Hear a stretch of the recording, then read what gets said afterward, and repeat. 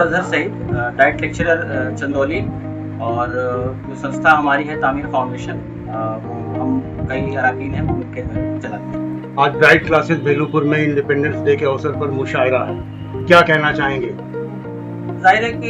ये जो मौका होता है, इस मौके से हम अपने शहर के लोगों को इकट्ठा करते हैं और साथ ही साथ जो हमारी रिवायत रही है जश्न आज़ादी के हवाले से हम उसको मनाते हैं। और यौम आज़ादी या जश्न मनाने का एक मकसद ये भी है कि जिन मुजाहिदीन आज़ादी ने, जो स्वतंत्रता सेनानियों ने इस देश की कुर्बानी दी है, चाहे वो अपनी जान के ज़रिए, चाहे वो अपने माल के ज़रिए, चाहे वो कलम के ज़रिए, जिस तरह से भी उन्होंने अपने आप को वतन के लिए निछावर किया है, तो ये एक मौका होता है कि हम इस मौके पर उनको याद करें और हमारी जो नई नस्ल है वो उनके नामों से, उनके कार्यों से और उनके जो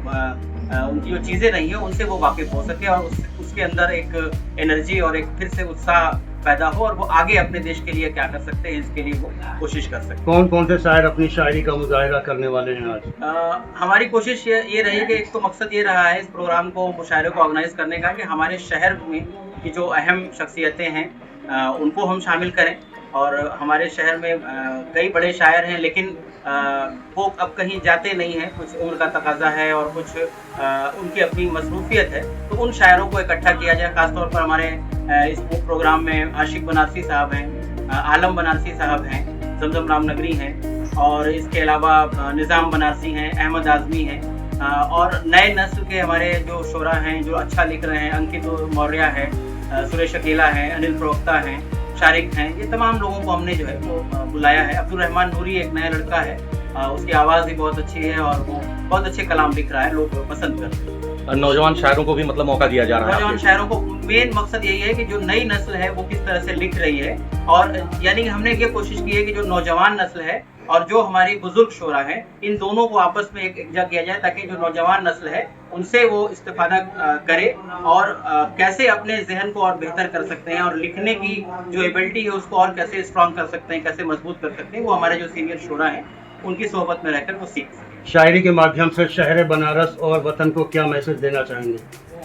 हमारा मैसेज तो यही है कि बकौल जिगर के उनका जो काम है वो अहले सियासत जाने, अपना पैगाम मोहब्बत है जहाँ तक पहुँचे। तो इस मकसद सिर्फ यही है कि हम कहाँ तक